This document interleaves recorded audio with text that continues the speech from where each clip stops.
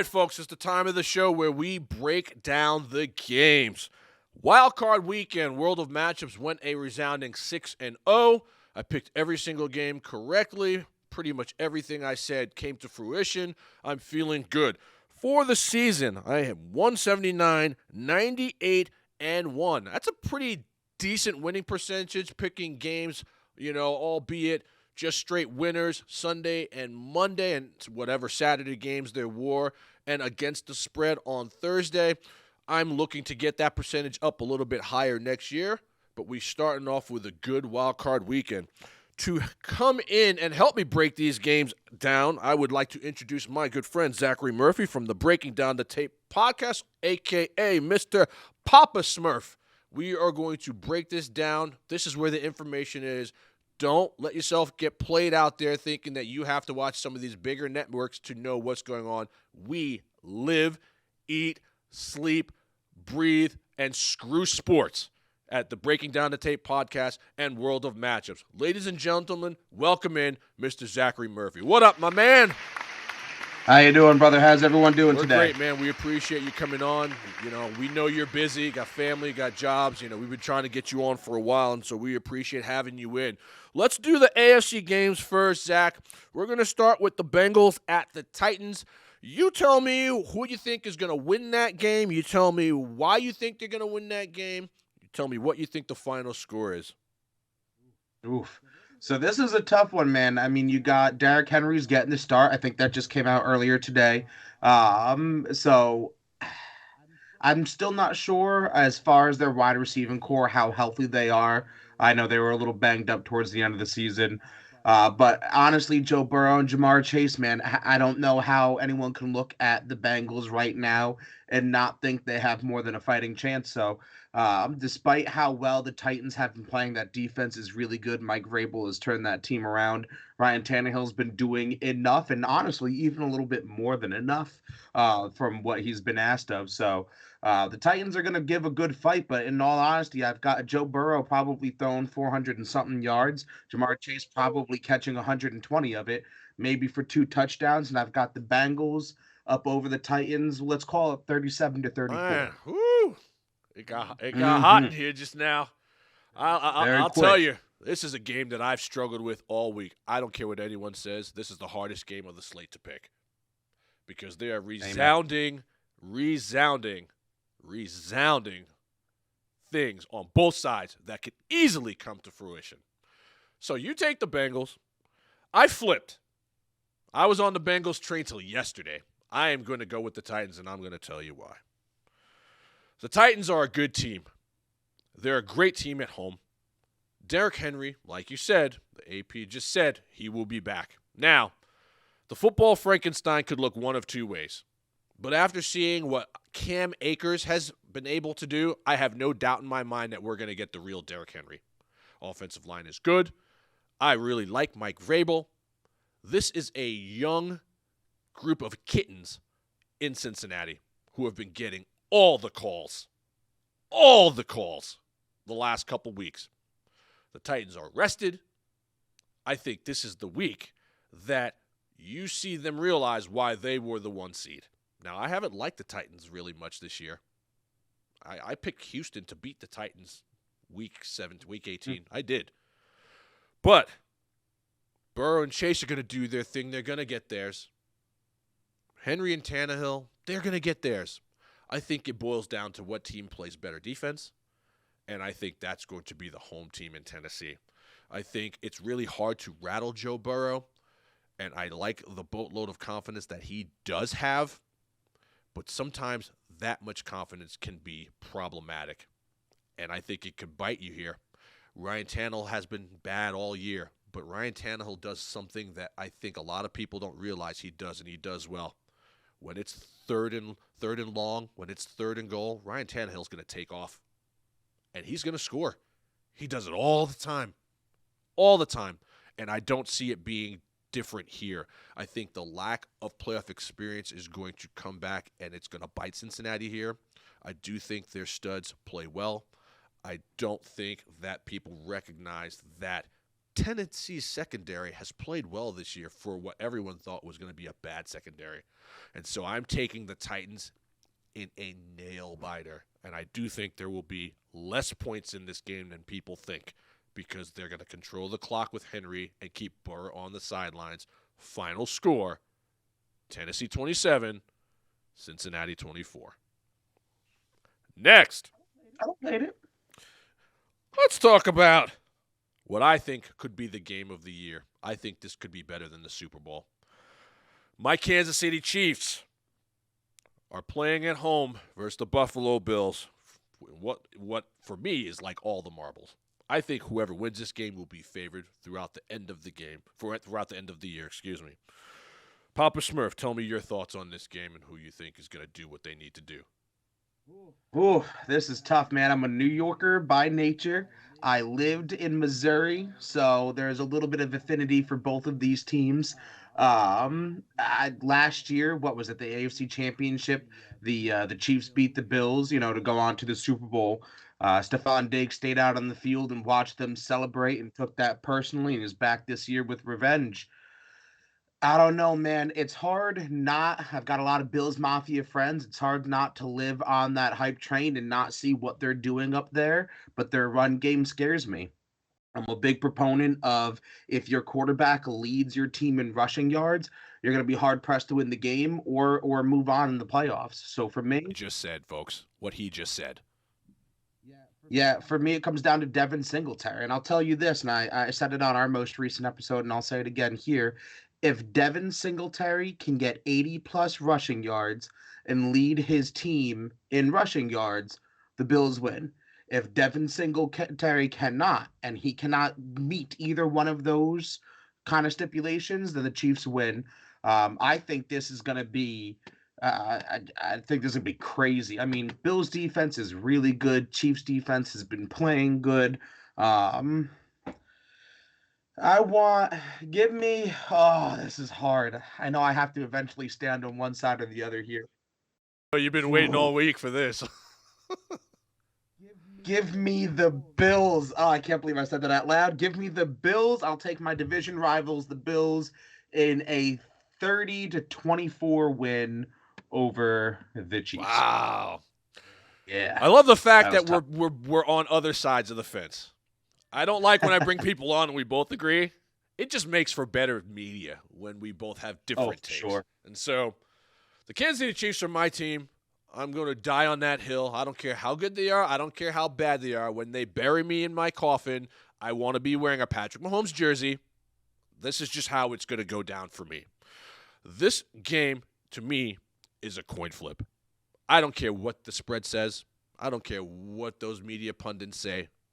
This is a coin flip, okay? What I watched Josh Allen do to the mighty New England Patriots last week is nothing short of miraculous. They dominated that team, and that's a great defense with a Hall of Fame coach. Now, albeit they were home and there was 20 years of pent-up aggression behind it, they did what they needed to do. I think that a lot of people are being prisoners of the moment. It's not that easy to translate that kind of win on the road next week. Styles make fights in the UFC. Styles make fights in the NFL. And I believe that the Kansas City Chiefs, because they've had such an up and down season with a really, really slow start, aren't really getting the kudos that they deserve here. The Kansas City Chiefs in the playoffs have done nothing but win, especially at home the last 3 or 4 years versus good teams. Now, the Bills went to Kansas City and they stuck their foot in their ass week 5. However, this is a different Kansas City Chiefs team. The Bills are without Tre'Davious White. That is humongous. The Chiefs did not have Melvin Ingram on that team. They were missing Chris Jones that day. They were missing a bunch of players that day. Everyone is pretty much back, and now you have the emergence of guys like Jerick McKinnon, Jerick McKinnon looked fantastic last week. Did you see that game, Spencer? Who was this? This guy came out of nowhere. Andy Reid will outcoach Sean McDermott on Sunday. And the only person on the Bills that I'm worrying about, the only person, is Josh Allen. If you can contain Josh Allen, you're going to win that game. That player is everything to that team. And like I said, sometimes to beat the Goliath, you have to take down the head. Control Josh Allen. You can't stop him because you know he's going to get his. Devin Singletary doesn't worry me as much. I think the Chiefs will be able to stop the run. I think the X factor in this game, just like it was the X factor the last time we played them in the AFC Championship game, will be home field advantage. And let's be honest, folks. Playoff Patrick Mahomes is different. Playoff Patrick Mahomes is built different. Everyone's talking about Joe Burrow and how amazing he is and what you just saw from the big guy, Mr. Josh Allen. You don't think Patrick Mahomes is home taking notes? You saw what he did Sunday night? You saw how they did it? You got everyone touching the ball. Everyone's scoring. You don't know where the ball's going. If you double Kelsey, Tyreek's going to eat. If you double Tyreek, Kelsey's going to eat. If you double them both, Robinson, Hardman, those guys are serviceable. They're more than serviceable. If any of those guys have you just don't know who's having the big game. So I'm taking the Kansas City Chiefs, and I've been calling for this. Papa Smurf, I've been calling for this all year long, and it just hasn't happened yet. And it's going to happen this week. Harrison Butker, in the most dramatic 1-minute drill of all of Kansas City Chiefs history, will get to a point where it is a makeable field goal, 55, 56, and the balls are on the table, and Andy Reid's going to say, go out there and win it, son. And he is going to kick a ball that's going to win a 1-point game for the Kansas City Chiefs, and he's going to send them on to the next round. And the Buffalo Bills will once again be standing there watch the Chiefs celebrate. That's how I see that game going, with all the dramatics you could possibly imagine happening on Sunday Night Football. You thought the dramatics that you saw on Raiders-Chargers was unreal? This game is going to say, hold my beer. All right, folks. Well, for the first set of games, we're going to take a little commercial break here, make sure our sponsors get the love that they deserve. We're going to come back, and we're going to talk about the NFC games in all their splendor. My name is Dexter Reed. That's Spencer the Wiz, Popper Smurf, hitting us with the ones and twos. Coming back in just a second.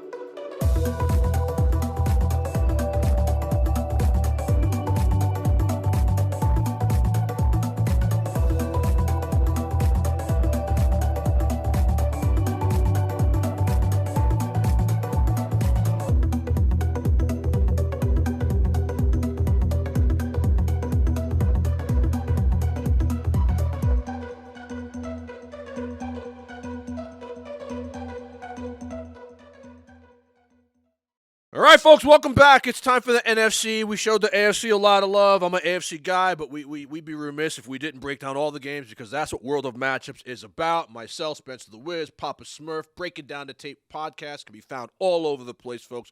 Don't play yourself not getting this information. These guys are fabulous. Niners at Packers. Woo! Another really good playoff game. These games are going to be great. Papa Smurf, tell us what you're thinking about this game, who's going to win, why, and what the final score is going to be. Oh, man, another one. So shout out to my boy Hector. He's also breaking down the tape. He's my co-host. He said what he said. He said it from the beginning. If the Niners can sneak into the playoffs, nobody's going to want to play them. They're going to be the most dangerous team potentially in the entire thing. I think the Niners are 4-0 against the Packers in recent history. I know they're going into Lambeau. The Packers have had a week off, which isn't always the best thing in the world.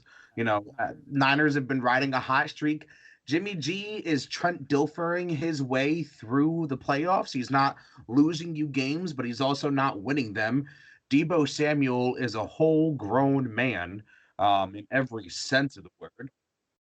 So I don't know how I can look at this and not take the Packers. I feel like it's ridiculous to say out loud San Fran, but They are a problem in the playoffs, man. They are a legitimate issue for teams in the playoffs. I'm still taking Aaron Rodgers because again, I don't know if you can look at this in his final season in Green Bay and say he's getting knocked out one and done. So I'm taking Green Bay, man, and I'm taking it in like a 14-10, to be honest with you. I don't think he goes out and looks crazy. I think the Niners do give him issues. So I'll call it like 14-10 Packers. I like it. I like it a lot. Spencer, can you find out what the spread for this game is, please? I like the Packers a lot here too. But I could just you basically just stole my thunder. Everything you said is what I've been thinking all week long. All week long, I've been like the Niners, the Niners, the Niners. Just like Hector said, if you go back in World of Match, I've been saying this for weeks. The team that nobody wants to see is the San Francisco 49ers. Don't nobody want to see them. No matter what you say, you don't want it with them. This is a team that's on a mission. Deebo Samuel has had facial hair since he was 9 years old. This team can win despite Jimmy G. And that's all you need to know. Ayuk is God. Kittle hasn't done anything. A breakout's coming for him. They stopped the run. Shanahan calls plays. They are grown men. And you saw they destroyed Dallas. Dallas was never in that game. Mm-hmm. And the kryptonite for Aaron Rodgers throughout his career has been the Niners. Now, I'm telling you, I'm taking the Packers for a couple reasons. Why? Number one, they're home. They're home. I've been to Lambeau twice. That is one of the most electric places to watch football I've ever been. You cannot call yourself a real football fan if you haven't been to Green Bay for Green Bay football. I'm not even a fan of Green Bay, but the nicest people in the world live in Green Bay. I could go to this day. This is in the 90s. I could go to some of these people's house for Christmas. I've kept in contact with some of these people. They're fantastic. All they care about is cheese, beer, and football. Okay? This is a real home field advantage.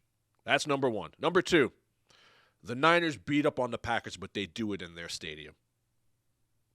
I don't think they can do it on the road. And Jimmy G is not 100%. Jimmy G is Trent Dilfering his way through, and he's riding on the coattails of that defense. If he starts and plays, there's going to be mistakes that Jimmy G makes in this game that's going to cost him points.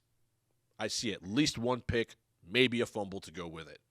It's going to be cold. I do like what you're saying about it being a lower scoring game. Everyone's going to expect fireworks. I see the under coming through as well. Spencer, what was the spread on that game? It's a 5.5-point spread in favor of the Packers, obviously. 5.5 points. I like the Packers, and I like the Packers to cover. I like the Packers to cover.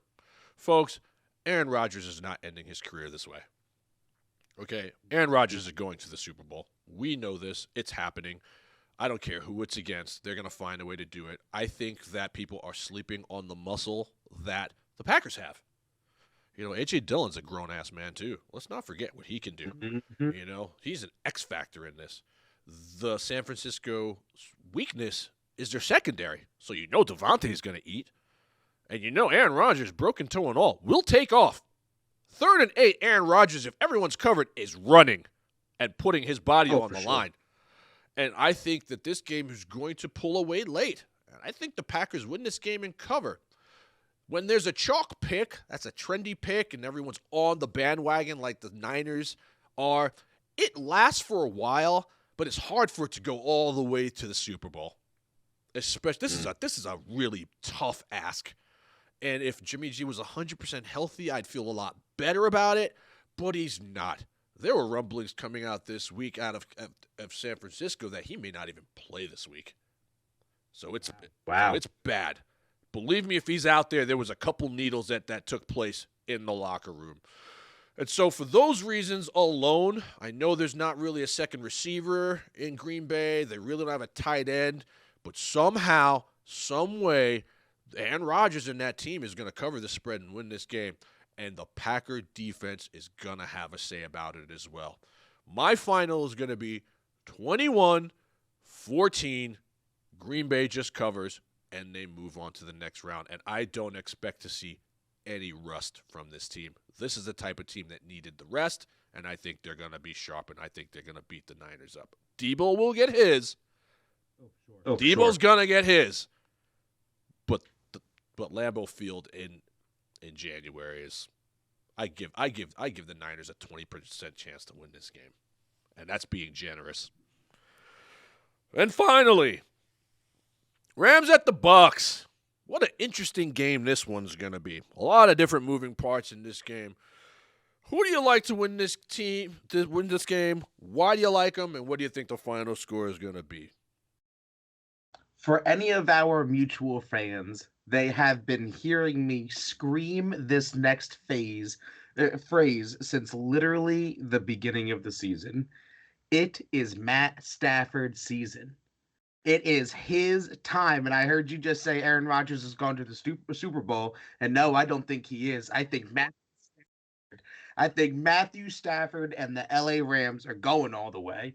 And I have them beating the Bucs. So right now, Mike Evans has been in and out with injuries. From what I understand, Tristan Wirfs, one of their top, linemen, is right now in a walking boot. Haven't made a decision if he's in or out of the game. They don't have playoff Lenny, at least to my knowledge, just yet. Rojo was out last game, I believe. So they're on third string running backs who did produce, but how long can you ask that for when you're playing against the world's most terrifying human in Aaron Donald? Oh, and then there's Von Miller and there's Jalen Ramsey. I know we're talking about Tom Brady here, and as a New York Jets fan, I've been abused by Tom for the last 20-something years, right? But my other abuser, Bill Belichick, just got knocked out. So, hey, who's to say that it won't happen again? Cam Akers is got to be made of something that's more than human. I don't know what it is, human. But you don't tear your Achilles and then come back and play football in the same season. That doesn't happen. That's later. Not real. Yeah, that's not real. OBJ starting to play. He's even getting in on the passing game. I love everything about the Rams, and I'm staying on Matt Stafford season. I think they beat the Bucs. I think we're looking at like a 21-20 kind of score here, a 1-point game. But I'm taking the Rams. I'm taking Matt Stafford to go out there and play some honest to God great football. I love it all, bro. Man, I love having you on the show, man. I'm happy we were able to get you. I really am, Zach. So, I'm going to piggyback what Papa Smurf just said, and I'm telling you point blank, going in the door right now, the Rams are winning this football game for a lot of different reasons. Let's go. I watched Bruce Arians send Tristan Wirfs back into the game last week when Tristan Wirfs could hardly walk. And I said to my wife, what is this clown doing? That guy is like Joe Biden's security advisor, and you sent him back into the game. That guy protects Tom Brady with his life, and he's hobbling around. I think he was hurt. I think he got more hurt after he was sent back into the game. Mm-hmm. That is problematic as a coach, number one. So now, Tristan Wirfs is on a walking boot. If he is out there, you know he's less than 100%. Number one. Still have not heard about what playoff Lenny's going to do. Rojo is going to be out. He's on the other side of doubtful. Can Keyshawn Vaughn really meet Aaron Donald in the middle of the field with any chance of really doing much? I'd say the answer to that question is no. No. I would also like to go on record as saying the most fraudulent fan base in all of professional sports that is left in the playoffs right now is the Tampa Bay Buccaneers. Those fans were not showing up when it was the Tampon Bay Buccaneers. You weren't there. Mm-hmm. You weren't there. So all this fire the cannons nonsense, I'm not feeling it at all, okay? I'm not saying what you did last year was a fluke. I'm just saying, where were you a couple of years ago when that defense was getting gashed mercilessly? There was no one there. It's all Tom Brady. And I think this week he's in trouble because the protection's going to break down. Aaron Donald, made in the lab, demands a triple team. He makes the rest of that defense really, really good. Now Von Miller's there. Von Miller making any contribution at all is going to be a great deal for the LA Rams. This is why they went and got Von Miller. That was one of those trades that actually worked out for both sides. Usually someone gets fleeced. Both sides are going to be making hay with that. Now, the way you beat the Buccaneers is through the air. And what do the Rams do great? Mm-hmm. Cooper freaking Kupp. OBJ. And can we give OBJ his flowers in case you guys didn't hear me from last week about how he wasn't the problem in Cleveland? Baker Mayfield shouldn't even be in the NFL after this travesty. Trick plays. Sean McVay's a great coach. They are not scared at all. They are going down to Tampa with boatloads of confidence. Boatloads. Oh, yeah. And I haven't even talked about the real heroes of this game yet. Cam Akers was built in a friggin' lab. I have never in my life seen a player ever come back from a torn ACL to put on that kind of performance in 6 months. That's video ran stuff. all over those guys. I thought it was going to be the Sony Michel show, which, just in case we need him, we could sprinkle in Sony too. Now, you can't really run on Tampa, but I think they're going to be able to run on Tampa this week. I think there's going to be some screens that are dialed up, and I think at the end of the day, just like you said, bro, this is going to be the coming out party for Matthew Stafford. I think there are some people in America right now that still don't believe that this guy's legitimate. I really believe that. I saw a tape of Matthew Stafford when he was on the Lions where he played with a dislocated shoulder, was on the sideline limping. Any other quarterback in the NFL, I don't care who it is, Mahomes, Brady, they're going to the locker room. He said, pop it back in, I'm going back in, through the game-winning touchdown, and then went to the locker room. Let's not forget who this man is. Let's not forget who the two greatest wide receivers to ever have the best seasons, who that quarterback was. Let's not forget who was throwing the ball to Megatron. Let's not forget who's throwing the ball to Cooper Kupp. Cooper Kupp ain't throwing the ball to himself. It's Matt Stafford. Thank you. And so, just like you said, if the Bills could smash the Patriots in prime time and send Bill Belichick home, why can't Tom Brady be on his way to Cancun? I see this as being a resounding Rams win. And if I'm a betting man, I'm taking out a second and a third mortgage, and I'm laying it all on the Rams. Why? Because America's going to be gassed about how good the Buccaneers are. Let me tell you something. They're good, but they're beatable. And the refs helped them win that game last week versus the Eagles. Don't get gassed. Don't be scared. The Rams are a legitimate team, and they are going to actually show up and win this game outright. And I personally think this game should be a pick'em. I don't care that Tom Brady's on the other side. People are acting like Tom Brady's not 44 years old. He doesn't play like it, though. I'll tell you what. But what. without protection and without the roughing the passer calls and without the whole world swinging from his nuts, he is an average quarterback. He's a smart guy. He's not a great athlete. That's fair. I'm sorry. And at the end of the day, if I have to choose Tom Brady at home with not the best protection or Aaron Donald salivating on the road, I'm taking Aaron Donald to get in there and put some heat on Tom Brady, and I see them making some mistakes. I just wish Jalen Ramsey shadowed the other team's best receiver. I want to see Jalen Ramsey on Mike Evans until the game is over, and you're not going to see that. So it's going to be closer than people think. I do believe, like you, that the Rams are going to win this game and shock the world. Next week is next week, so I'm not going to put the cart before the horse. But this is the one road team that I like to win this week in the Los Angeles Rams. And do us all a favor and be America's team and send Tom Brady to bed. Please and thank you on behalf of World of Matchups and Papa Smurf and Hector. I said what I said in Breaking Down the Tape podcast. Do this for America. That's it. Please. That's the breakdown, folks. Now, the way to put people on is to have people on. And I love doing collabs with people, man. I've been trying to get Zach on for weeks. Zach's a big Jet fan, like my friend Peter Drago. Shout out, Peter. My man Stallone from Long Island. What do you see? What do you need to see from your New York Jets here? Personally, I'm one of the few people that think the Jets are actually the best team in New York right now, outside of the Bills. I think the Giants are a dumpster fire. What do you need to see from your Jets moving forward next year? What are you hoping to see happen? Because there is some promise. So it's a little too, I don't know, you said you have friends that are Jets fans. So the life cycle of a Jets fan is in the preseason, we get to a point where we live on the hype. This is our year. I really think we could win 10 games.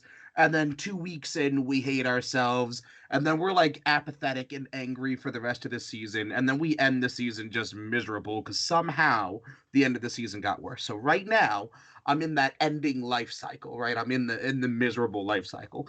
So I would love to see Woody Johnson sell the team. That's step one. Step two is I really like Robert Salah. I really like our OC LaFleur. I'm back and forth on our DC. I like what we're doing with the defense.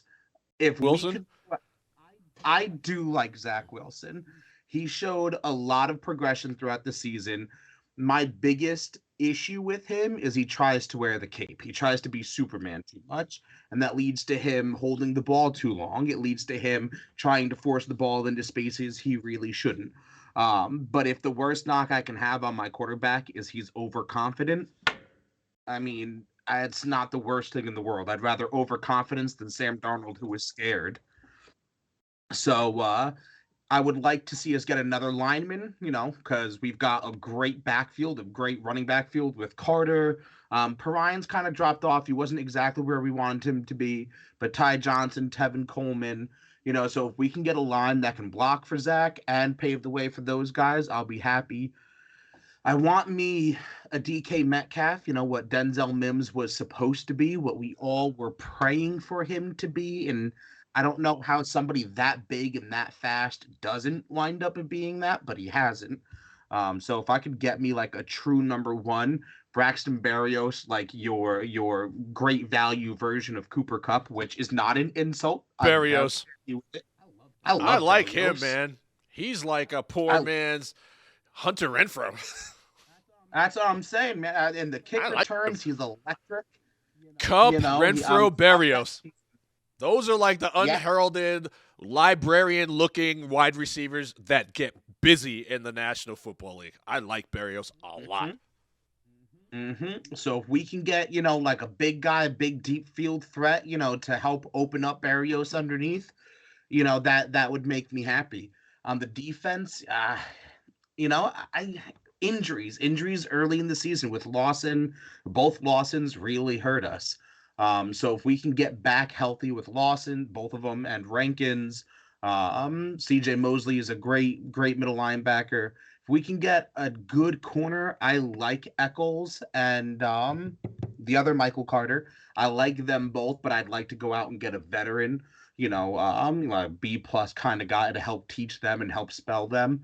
But other than that, man, that's really, I want to work on my offense. That's kind of the big thing for the Jets. Score points to win in the National Football League, man, and the Jets, they just don't score enough. But I think that their future is a lot brighter than other teams, and they're no longer really the laughing stock of the league. I'm telling you, they've beaten teams at home the last couple of years. They beat Dallas, they beat Cincinnati. I mean, those are quality teams. I know it's on the road, and every dog can have his day, but it just shows you that there is talent.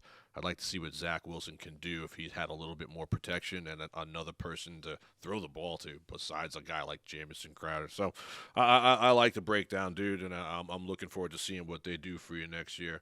So we'd be remiss if we didn't give you an opportunity to shamelessly plug yourself, man. This is what we do here at World of Matchups. You know what I mean? Tell the people who you and Hector are. Tell you how you came to be. Tell them how they can hear you, listen to you. Let's have it all, bro. Awesome. Well, first, before I get into it, man, thank you for having me on. Like you said, we've been working towards this for a while. Just kind of a busy man, so I apologize that it took so long. We got to get you on breaking down the tape soon, brother.